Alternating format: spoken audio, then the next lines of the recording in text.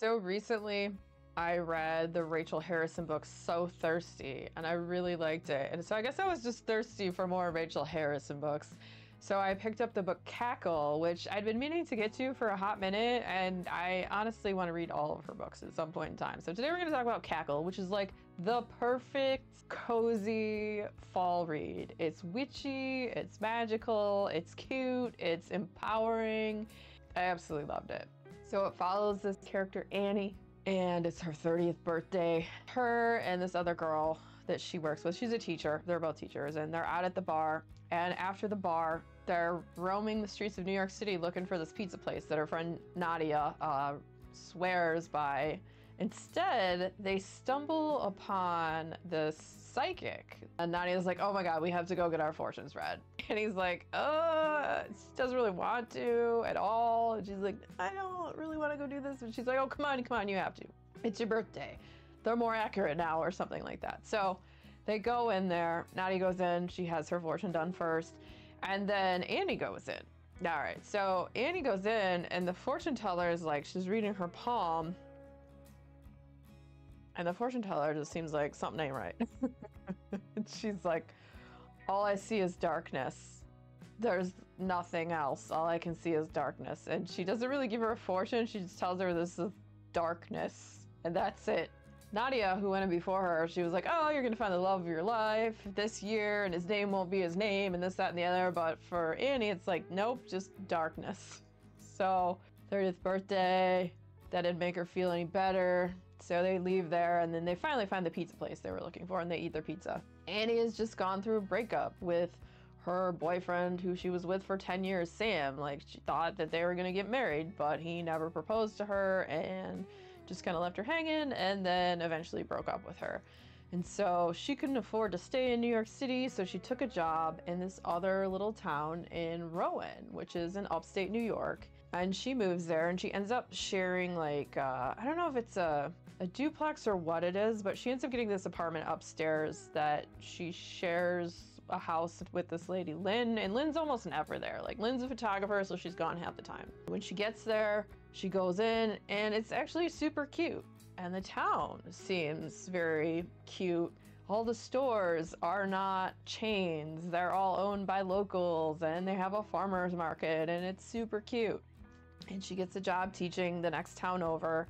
And so she has to commute, which is fine. The place is affordable, seems all right. And so when she gets there, you know, she's feeling kind of lonely and whatnot. So she goes to this liquor store. And when she gets there, there's this beautiful woman there in the store. Her name is Sophie. Sophie chats with her. She picks out a wine for her. She's like, oh, you're gonna want the Bordeaux. And then she's like, you know, you seem like the kind of person that even if you didn't like it, you would still drink it and just not tell me. And she's like, I got a feeling about these things. And Annie's like, yeah, probably. That would probably happen. Sophie's super nice, and she's like, hey, you should come to the farmer's market and come have coffee with me. It's this day, you just follow the path, you can't miss it. And so she's like, okay, this is good, you know, because she doesn't have any friends, she's in a new town, she's all alone, so this is a good start. And so she goes home and she drinks her wine. The wine's delicious, she absolutely loves it. She didn't hate it, it was good. And so she does go to the farmer's market and hangs out with Sophie and they have a great, lovely time. And Sophie's just this fun, beautiful person who likes to cook and is very free and empowered. She wants her new friend Annie to be free and empowered and not think that there's something wrong with being single, that it's okay. Like, you don't have to have a significant other, this, that, and the other. Like, you could be happy with yourself and you don't need this relationship that was like a ball and chain around your foot and this, that, and the other. And so they strike up this friendship. Annie starts to discover things about Sophie, and the townsfolk seem a little weird around Sophie too.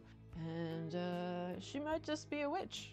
And then this story gets, I don't know, it's cute. Like I said, it's cute, it's empowering. It's about finding your inner strength, realizing that you don't need the things you thought you did because you weren't happy in the place, even though you thought you were happy. Whenever I explain stuff like this, it just sounds so confusing. Staying in a relationship for the sake of being in a relationship and not being alone is not worth it when you're not free to be yourself, when you're not experiencing joy, experiencing happiness. You're just conforming yourself to fit in the other person's idea of you in this box to try to like keep them happy when it's like, well, they should be trying to keep you happy too. It's a mutual thing. It's a two-way street. Or find that joy in yourself. Find and explore your talents and all this stuff. So I really loved the message of this book. And so throughout the whole thing, you have Annie just struggling about her past relationship and trying not to like, because her and her ex decided, oh, they'd stay friends. And that's never a great thing to do. Like, it's dumb most of the time. Some people can be cool. Like, I know, you know, people who get divorces and still you gotta be kind of friendly because you have kids together and all that stuff. So in some cases, yeah, but in this case, it was not a good thing at all. And she just kept, like, it was like still being on the hook. So she was still like holding on to this hopes that they could fix things when she was never truly happy. She just didn't realize it. And that's all Sophie wanted, was for her to see this. I can't tell you how much I love this. It was so good. It's cute, it's cozy. Would I call it like cottagecore cozy? I think so. Is that a thing? Is that a genre? Cottagecore cozy book? Cottagecore witch cozy book? I don't know.